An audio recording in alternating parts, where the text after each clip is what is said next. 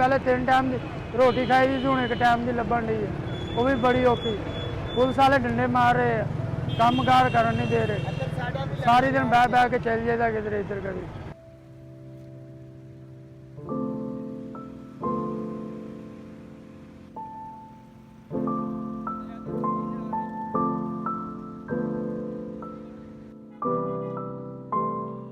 Ration कोई नहीं मिल रहा बिल्कुल भी, ना कोई पैसा ना धेला कुछ भी। ठीक है, लोग ਤੁਹਾਡੇ सामने वे लोग कहते घरों नहीं निकले हुए बाहर।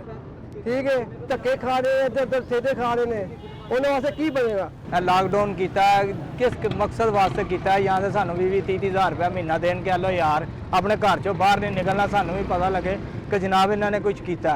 असी भुखे मार रहे हैं, ना साडा रक्षा ही नहीं चलन दे रहे जिस दिन असी रोटी खानी है जनाब।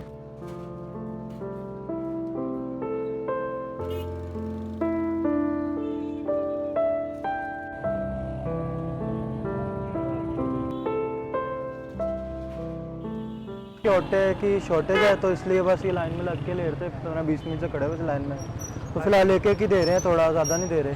हुकूमत को करना चाहिए राशन घर च पहुँचान, जो घर बैठे ने वेले कारोबार नहीं है, कामकार नहीं, मतलब मजदूरी नहीं मिलती पई किते, चलो राशन से पहुँचान, चलो उन्होंने रोटी तो खाते रहन घर बैठे। आटे का की मंगन निकले हैं, इमरान खान साहब ने इस करके वोट दिते थे कि भाई सारे लोग मंगन निकले। ठीक ने गौरमेंट यूरोप कंट्री के जाके वेख लो, उन्होंने घर राशन पहुँच जाते, हर चीज़ पहुँच रही है उन्होंने घर, साढ़े हल की पहुँच रहा है।